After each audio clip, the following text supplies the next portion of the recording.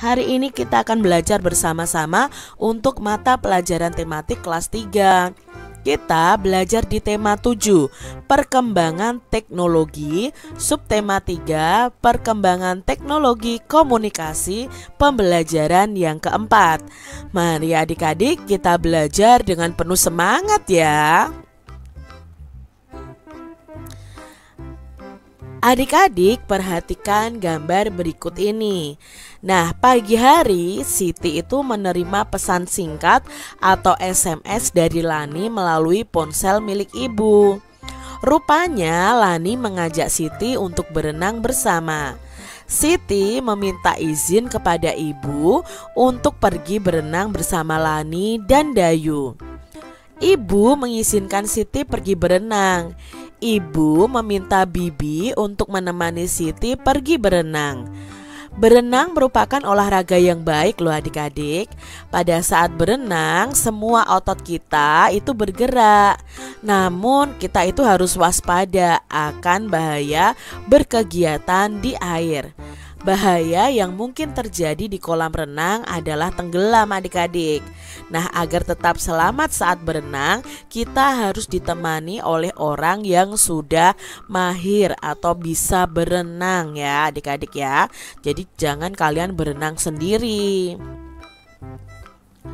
Apa saja upaya yang dapat kita lakukan nih adik-adik untuk menjaga keselamatan diri saat berenang? Nah, upaya apa saja ya? Yang pertama adik-adik saat berenang gunakan pelampung ya. Lalu yang kedua lakukan pemanasan terlebih dahulu untuk mencegah adanya cedera. Yang ketiga kalau berlatih berenang itu di kolam yang dangkal dulu, jangan langsung di kolam yang dalam adik-adik. Yang keempat adalah tidak berenang sendiri dan pastikan ada yang mengawasi. Jadi itu upaya untuk menjaga keselamatan diri saat beraktivitas di air. Lakukan tahapan-tahapan berikut sebelum berenang adik-adik. Yang pertama, pastikan pakaian yang dikenakan adalah pakaian renang. Yang kedua, lakukan pemanasan sebelum masuk ke kolam renang. Dengan adanya pemanasan ini berarti kita sudah mempersiapkan otot-otot kita adik-adik, sehingga otot kita sudah lentur dan tidak akan cedera saat berenang. Yang ketiga, lakukan kegiatan bersama teman yang sudah bisa berenang ya. Yang keempat, lakukan latihan meluncur dan mengambang di kolam yang dangkal dulu. Itu tahapan sebelum berenang ya. Lalu kenakan pelampung agar lebih aman.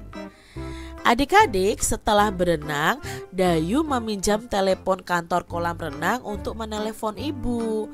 Dayu minta izin kepada ibu untuk mengerjakan tugas kelompok di rumah Siti. Dayu sangat bersyukur loh karena ada alat bantu yang memudahkan dalam berkomunikasi. Dengan telepon, Dayu dapat langsung berbicara dan mendengarkan suara ibu. Nah adik-adik, telepon ini adalah alat komunikasi secara lisan.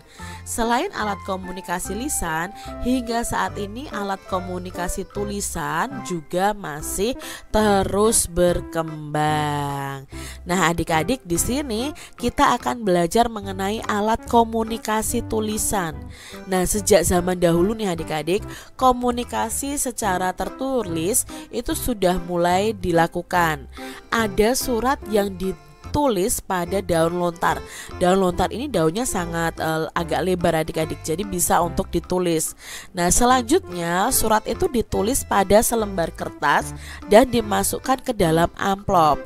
Surat akan dikirimkan oleh petugas pos dalam waktu tertentu. Waktu penyampaian surat itu tergantung pada jarak tujuan dan biaya pengiriman. Nah biasanya sekitar 3 hari sampai 1 minggu adik-adik. Namun pada abad 21 ini mulai dikenal yang namanya surat elektronik atau surel atau email sekarang ya adik-adik ya. Nah surel ini dikirim melalui jaringan internet dengan alat bantu komputer. Bahkan sekarang bisa pakai handphone.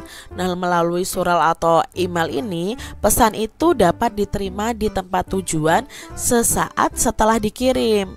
Tentu saja hal tersebut sangat membantu komunikasi adik-adik. Nah, kini surel itu bukan lagi satu-satunya alat komunikasi yang cepat. Melalui telepon seluler kita dapat berkirim pesan menggunakan aplikasi pesan singkat atau SMS. Bahkan saat ini kita dapat saling berkirim data penting melalui ponsel dengan berbagai pilihan aplikasi adik-adik. Sekarang ada WhatsApp ya dan lain sebagainya.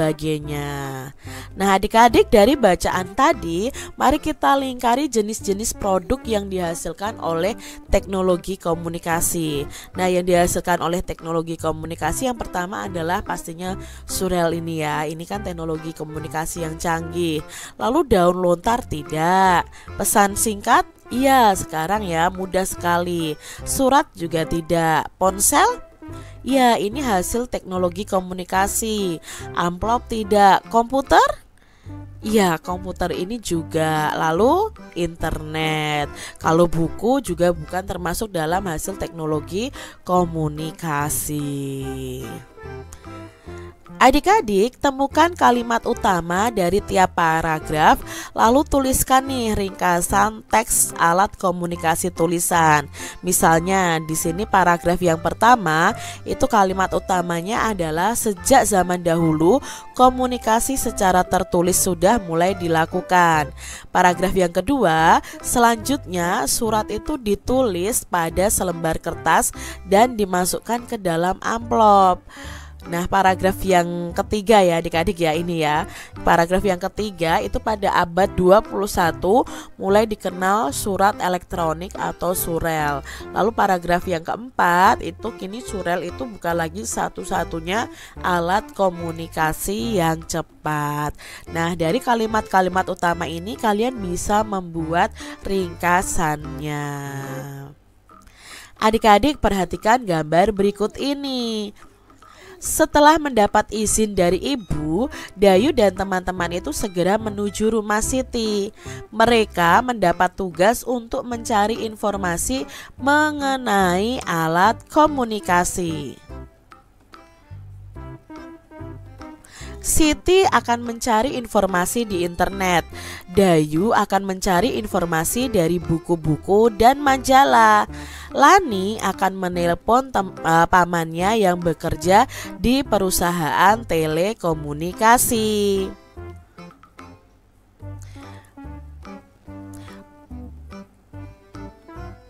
Udin membantu meringkas hasil informasi. Edo akan menuliskannya pada sebuah buku. Benny bertugas membuat gambar dan hiasan pada ringkasan informasi yang telah dibuat. Dayu dan teman-teman ini memiliki keterampilan yang beragam atau berbeda-beda. Nah, dapatkah kerjasama dapat terlaksana jika kita memiliki kemampuan yang beragam? Tentunya bisa adik-adik. Dengan kemampuan yang beragam, maka kerjasama itu bisa dilakukan karena kita bisa berbagi tugas dengan adil sesuai dengan kemampuan kita, sehingga ya tugas-tugas kita akan cepat selesai.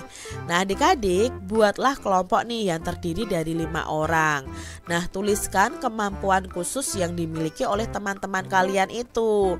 Nah, contohnya di sini ya. Misalnya Kak Citra punya teman Zahra. Oh, Zahra itu kemampuannya pandai melukis. Lalu Edo itu hebat bermain bola. Lalu misalnya Hani misalnya pandai melukis, Siti mahir menari, lalu Wawan itu bagus dalam bernyanyi. Coba cari tahu keahlian khusus dari teman-teman kalian ya. Kalian cari tahu 5 teman kalian saja. Adik-adik, kemampuan dan keterampilan setiap orang itu berbeda-beda. Namun perbedaan itu tidak menghalangi kita untuk bekerja sama. Nah, dengan adanya perbedaan, kita tetap dapat saling membantu. Selain itu, kita dapat saling melengkapi nih adik-adik. Nah, hal tersebut itu dinamakan kolaborasi. Apa itu kolaborasi?